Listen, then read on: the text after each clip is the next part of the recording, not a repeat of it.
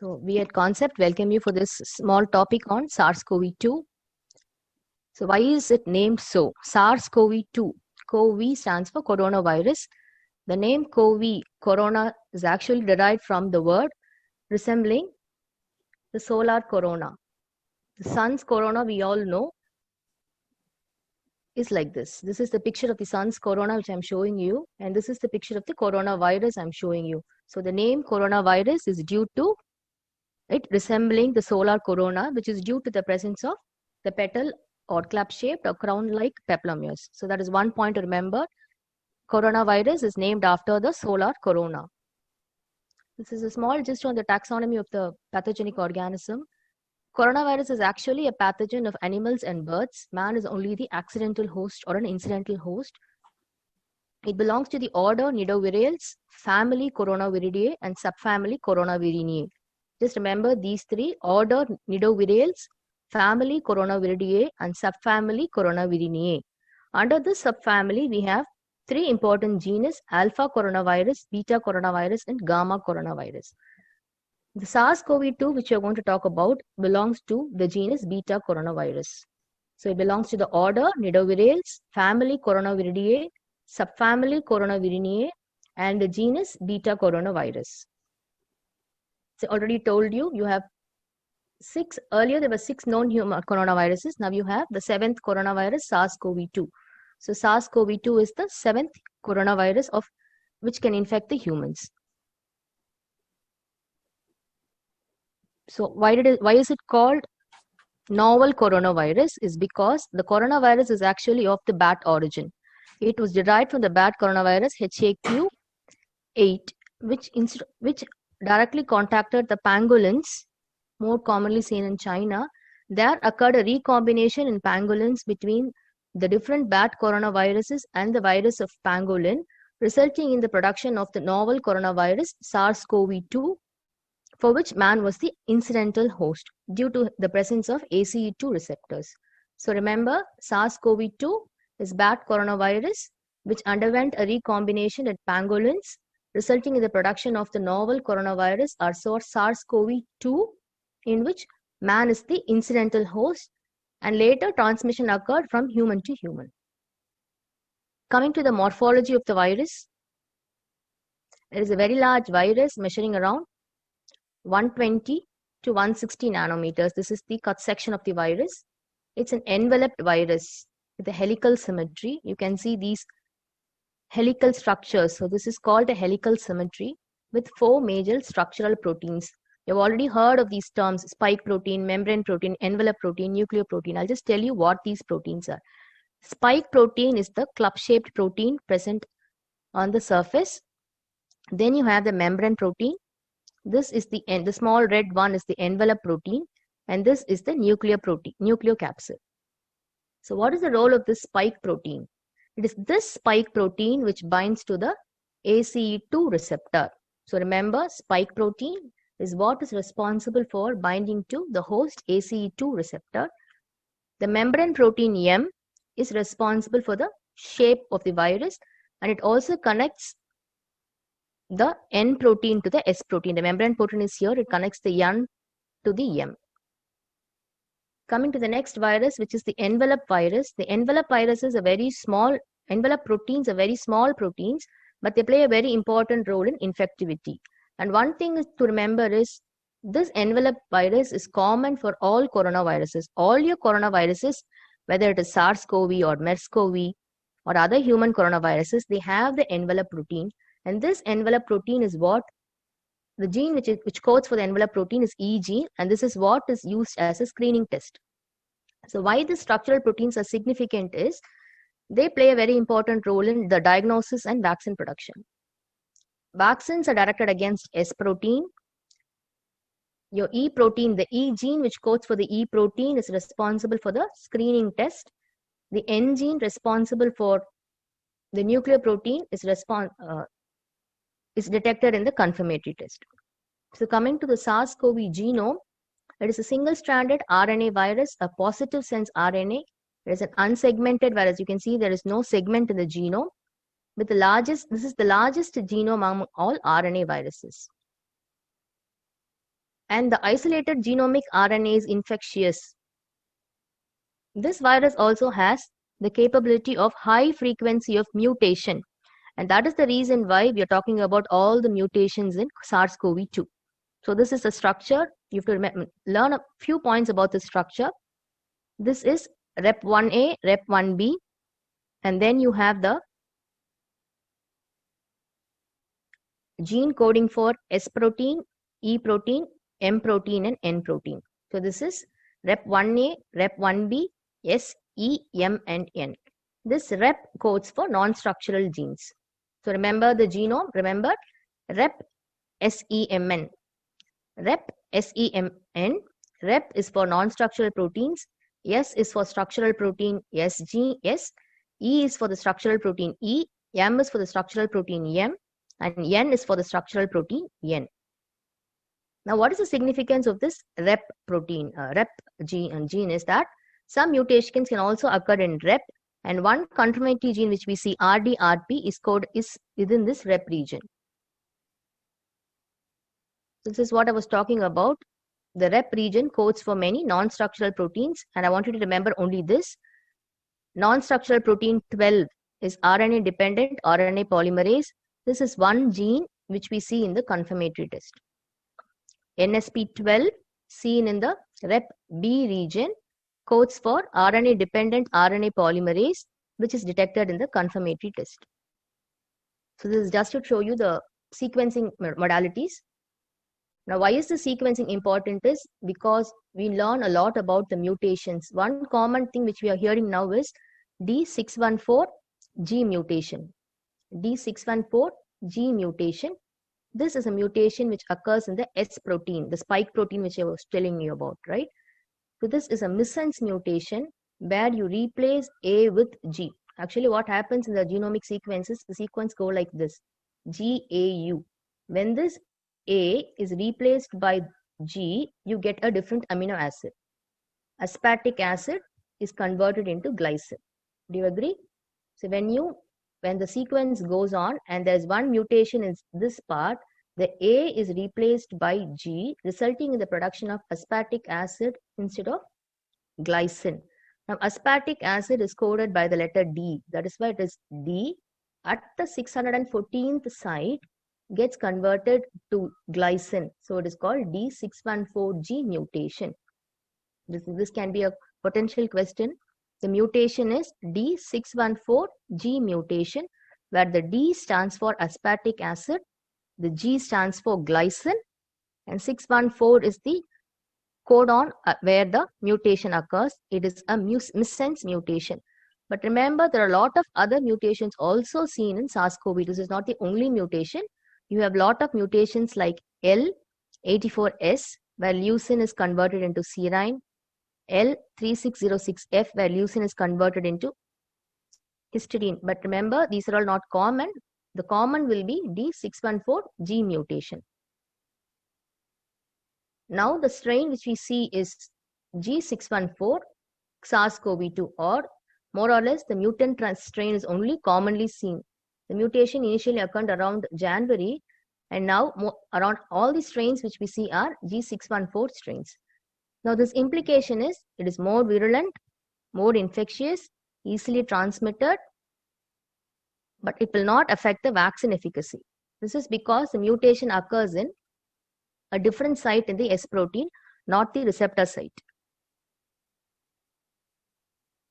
Now, coming to the mode of transmission, we all know it is transmitted by direct contact, droplets, and airborne contact. There is a possibility of transplacental transmission in the third trimester. No sexual transmission has been reported.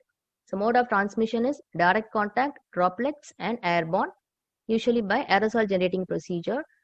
So, the mode of transmission determines the type of precaution we have to take. The common question is what type of precaution you need in case of SARS-CoV dissemination. It is airborne precaution, using of N95 mask to prevent the entry of the aerosols. Coming to the pathophysiology of the disease, we all know that the receptor for SARS-CoV-2 is the ACE2, which is present on the epithelial cells. Now, once this ACE2 enters inside the alveolar epithelial cell, there is a massive release of cytokines and chemokines, in addition to activation of immune cells like neutrophils, macrophages, and TEF. So what happens is, if this is regulated because of the person's good immunity, there is suppression of the inflammation and the patient recovers. However, if recovery is not occurring, the patient will go in for cytokine storm, neutrophilia, monocytopenia, and lymphopenia, resulting in all the complications which we see with COVID-19, ARDS, shock, renal injury, organ failure, and secondary infection. So the pathophysiology is cytokines and chemokines released by the macrophages, neutrophils. And the receptor is ACE2 receptor. This ACE2 receptor is present in the lung, the intestine, the kidney, resulting in the virus having a trophism towards these organs. So the cytokines commonly released are interferon gamma, TNF alpha, interleukin 1 beta, interleukin 6, and interleukin 18. So all these cytokines are the commonly released cytokines: TNF alpha, TNF gamma alpha, interferon gamma, interleukin 1b, interleukin 6, and interleukin 18, which are responsible for the various clinical features which we are seeing. So the same, I want you to just see the chemokines and cytokines which are released, resulting in the lung injury. So this is the clinical picture which you have seen the slide very commonly. In the early stage where the virus is localized, you have only constitutional symptoms. The patient recovers. It can go into pulmonary phase. And then in the stage 3, you have the cytokine storm, where you have elevated CRP, LDH, interleukin 6, D-dimer, ferritin, troponins. CRP, LDH, this is the COVID profile. The COVID profile usually includes all this: CRP, LDH, interleukin 6, D-dimer, and ferritin. Coming to the laboratory diagnosis, this is our ICMR guideline adapted from the WHO guideline. The sample collected is for the upper respiratory tract, it is the nasopharyngeal and the oropharyngeal swab. For the lower respiratory tract, it can be the bronchoalveolar lavage or the sputum. Remember, all this has to be stored at 4 degrees centigrade while it is being transported. If testing is to be done within a short span of 2 days, you can store it at 4 degrees centigrade. If it is more than 48 hours, the sample has to be stored at minus 70 degrees centigrade. The swab is usually a Dacron swab. You don't use a cotton swab. A Dacron swab is commonly used. If it is going to be fluids like bronchoalveolar lavage, you have to use a sterile container. And autopsy sample collection is preferable to be avoided. You don't do a autopsy sample collection.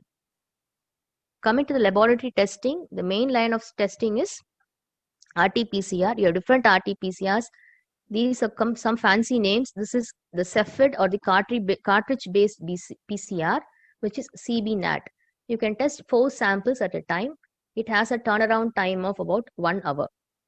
This is your chip-based PCR or the TrueNAT, where you can test 4 samples at a time.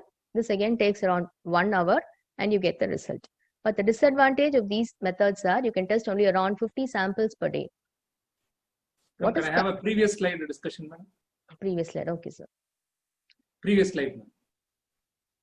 Idu, sir? Yes, ma'am. The storage and storage and sample collection. Okay, so the sample collected for the testing are, the commonly used method is the nasopharyngeal and the oropharyngeal swab. Ideally, both the swabs have to be collected and placed in the same VTM. The transport medium is the VTM or a viral transport medium, which contains antifungals and antibiotics. And they are transported to the lab at 4 degrees centigrade. You have to keep it in an ice pack and transport it. If you're going to test it immediately, you can test it immediately. If it is going to be for less than 5 days, you're going to test it less than 5 days, store it at 4 degrees centigrade.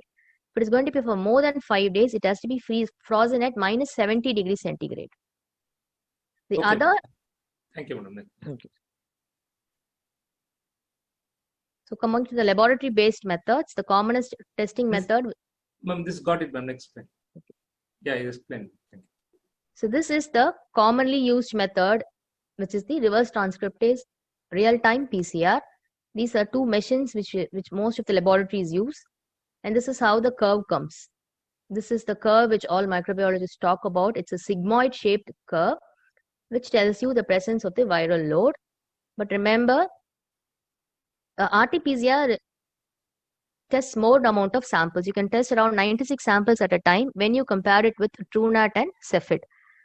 Sometimes people say why TrueNAT and Cepheid can be used instead of RT-PCR. But the thing is, RT-PCR, you can test more samples, 96 samples in 1.5 hours. Whereas a CBNAT or a TrueNAT will give you only 4 samples within 1 hour. So this is more cost effective. RT-PCR is more cost effective when you compare it with CBNAT and chip-based PCRs. And the gene detected is, I told you have two genes, screening and confirmatory gene. The screening test is by E gene. You detect the E gene. This E gene is present in all coronaviruses. So the presence of E gene will just tell you that the patient is infected with a coronavirus. You don't know what coronavirus it is going to be. So you go for a confirmatory test. The confirmatory test is either detection of the RDRP gene, which I already told you about, the RNA-dependent RNA polymerase gene, or the nucleoprotein gene, or the ORF1. ORF1 is nothing but your replicase gene or the spike protein gene. You detect any one of these genes in the confirmatory test.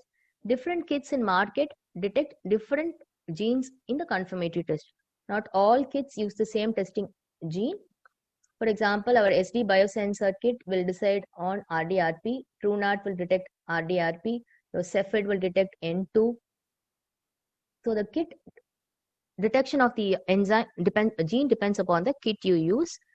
That is why the role of CT value does not imply the viral load. The CT value is the critical threshold value at which you detect the gene by the PCR method.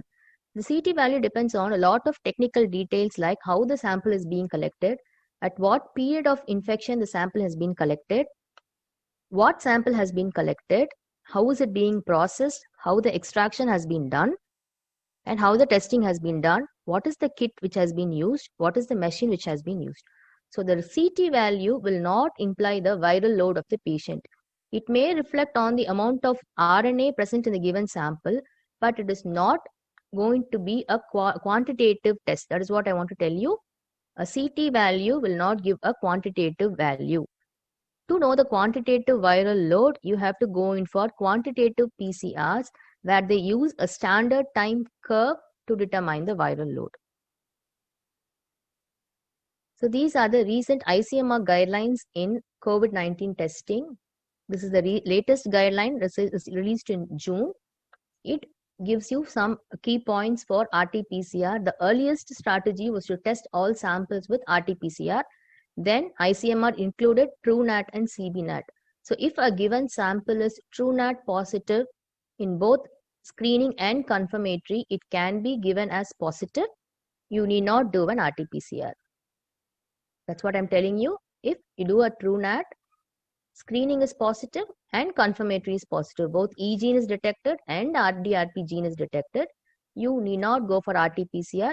It is confirmatory. Similarly, in a CBNAT, if you detect, CBNAT gives you both the results at the same time. If you detect both the E gene and the N gene in CBNAT, you need not go in for RT-PCR. The result is confirmatory. If a CBNAT is negative, you cannot give the result as negative. You have to go in for RT-PCR. This was the earlier guideline. Now the guideline has been rectified. TrueNAT, screening positive, confirmatory positive, you go in for giving the result as positive. TrueNAT, screening negative, you can give the result as negative. I'm sorry. The screening is negative, you have to go in for, sir, ஒரு நிமிஷம் sir, இதை நான் திரும்பி சொல்லிடுறேன். Hello. So coming to CBNAT. So if a CBNAT is positive, you give the result as positive. Earlier, if a CBNAT is negative, you have to go in for retesting. Now there is no concept of retesting. Coming to the antigen detection method, this is the latest guideline given by ICMR. Antigen detection test can be used. This test is highly specific. So if it is positive, it is positive. If the antigen detection method is negative, you have to test it by RT-PCR. So the thing is, if antigen detection is positive, you can give the result as positive. Antigen detection method is negative, you have to go in for RT-PCR if the patient is symptomatic. Symptomatic, antigen detection negative, go in for RT-PCR to confirm it. The only kit which has been approved by ICMR as of now is Standard Q COVID-19 Antigen Detection Kit. This is the only kit which has been recommended by ICMR, and ICMR advises use of antigen kits in all containment zones, all hospitals, all private labs, and in all government and private medical colleges. So there's no restriction on the use of antigen kits. You can use them everywhere.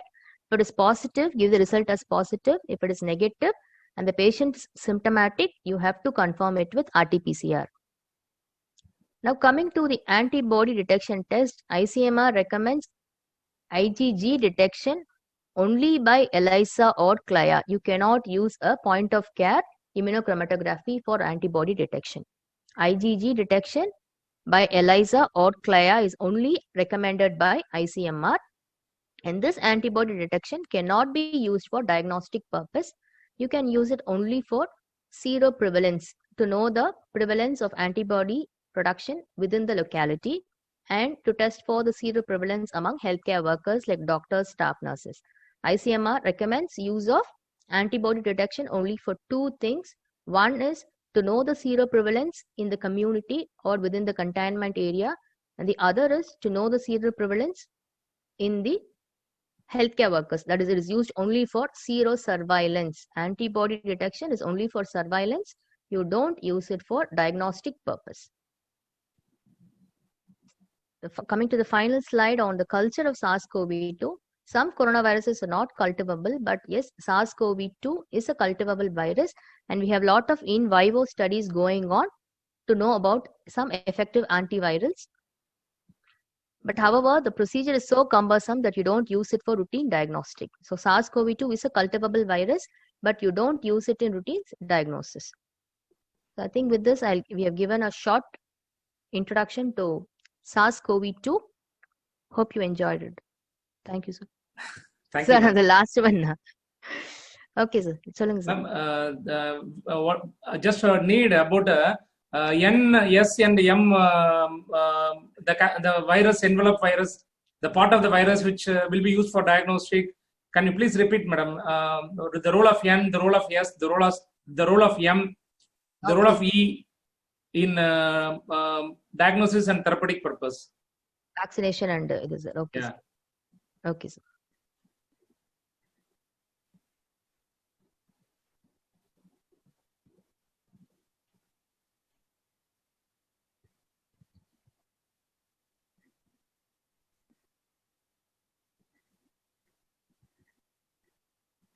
We were talking about the structural proteins. Yes, madam. Yes, madam. The structural proteins of SARS-CoV-2. There are 4 structural proteins: the S protein or the spike protein, the club-shaped peplomers, the M protein, which is the blue structure, the red one is the E protein, and N is the nucleocapsid protein. Now, the significance of this S protein is, for the virus, it helps to bind to the host cell receptor. The host cell receptor is ACE2, and this S protein helps in binding the virus to the host receptor, and it is also the candidate for vaccine production. Most of the vaccines under production or under design target this site, the receptor binding site of the S protein. So there are 2 things for S protein. One is it binds to the host cell ACE receptor. The second one is the target candidate for vaccine production. So any mutation in this S gene is going to affect the vaccine production. That is why everybody is worried about the D614G mutation, which is a mutation in the S protein.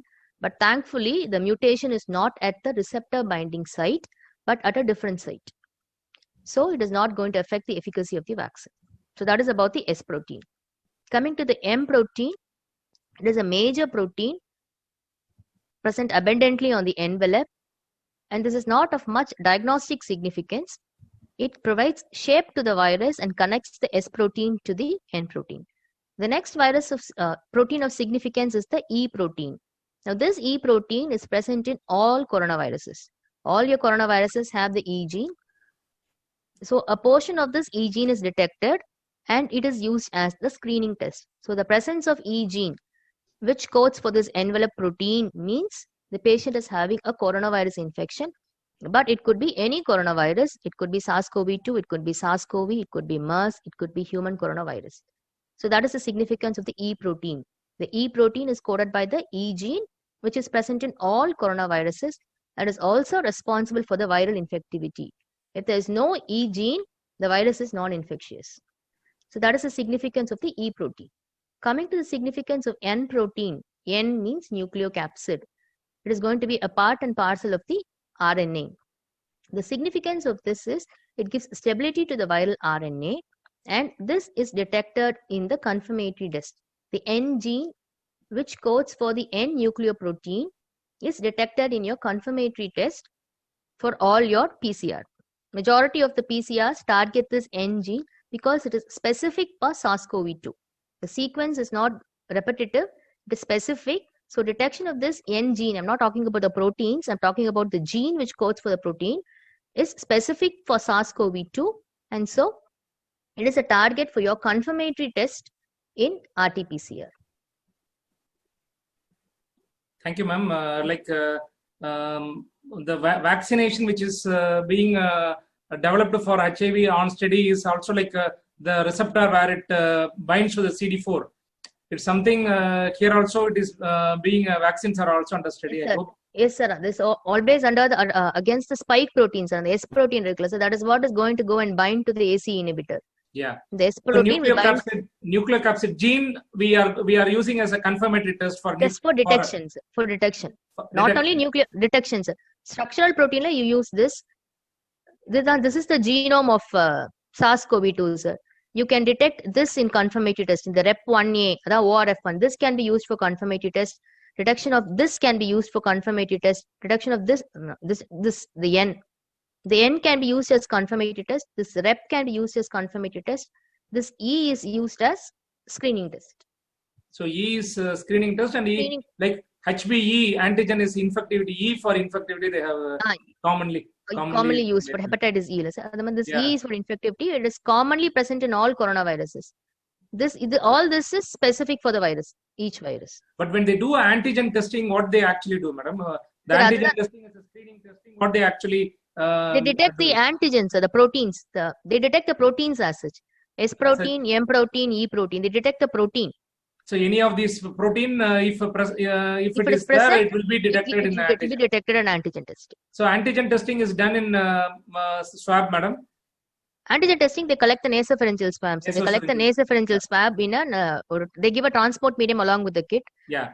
You place the for antibody they use serum only.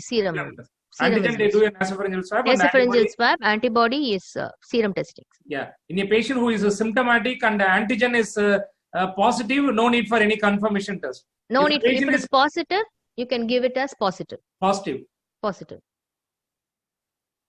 If a patient is symptomatic and the antigen is negative, then we need to go for next test, RT-PCR. When RT-PCR is also negative, what to be done?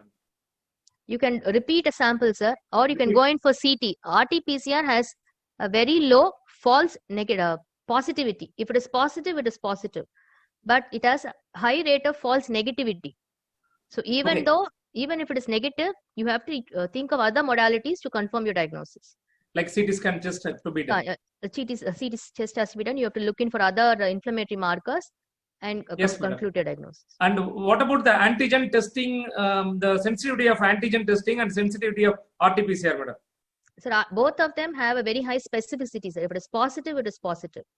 The sensitivity of RT-PCR is 80%. Sir. Okay, 80%.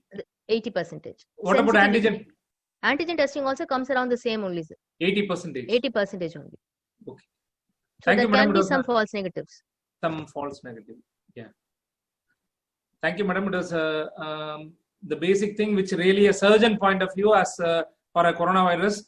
to be known, because otherwise, role of other markers and all, as a surgeon point of view, it may not be, surgeon will not be interested like what is the interleukin storm, how to be managed and all. But this is a very core basic. Any super specialty surgical aspirants will definitely need to know. Even the DM aspirants also definitely need to know. Thank you for your valuable time, madam. Thank you very much for the wonderful session, ma'am. Thank you, sir. Thank you, ma'am.